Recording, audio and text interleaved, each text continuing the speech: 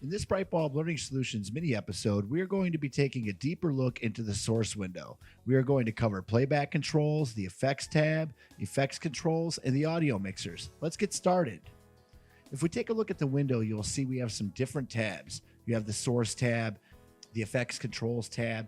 You may even have the audio clip mixer and the audio track mixer. We'll be talking about them a little later on in the episode. I'm going to take any clip from my project window and double click the icon, and this will load the clip into the source window. I can now scrub through the clip using the scrubber. I can also navigate through the clip using the controls. I can play and pause the clip by using the spacebar on the keyboard. I can reverse the clip by pressing J up to 4 times. I could pause the clip by pressing K, and I can move the clip forward by pressing L up to 4 times. I can move the clip frame by frame by pressing the left and right arrows on the keyboard or by pressing these buttons.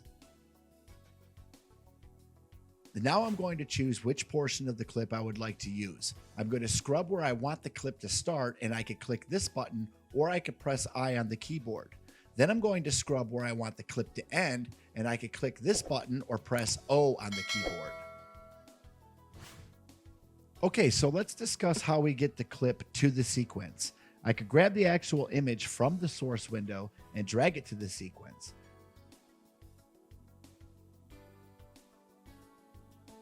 If I grab it from this film icon, I can bring down just the video.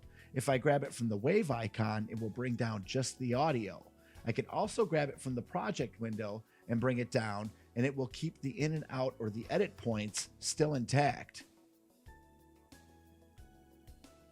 So in utilizing the source window to bring audio into the sequence, I could double click it to load it up into the source window. I could set in and out points. However, I can't grab it from the actual waves. I have to grab it from this wave icon, and then I can bring it down to the sequence.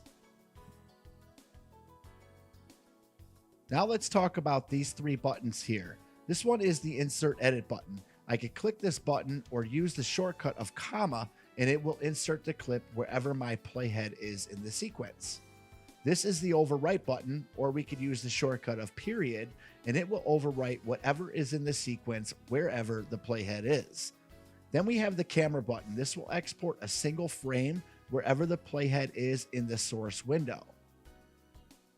Now let's take a look at the effects controls. I've brought a clip down into the sequence. When I click on it, you can now see in my effects controls, I have a bunch of different parameters. We could scale it up. We could move it left and right. We can move it up or down. Here we could scale it down and move it if you wanted to do multiple videos. We could also control the rotation of the video. We could control the opacity of the video. If we apply effects to our clips, this is where we will control the parameters for the effects. So now let's dive into the audio clip mixer and the audio track mixer.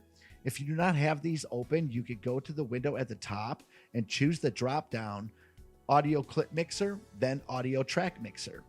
Now the differences between the two. If I'm on my audio clip mixer, that will adjust just the level of that particular clip.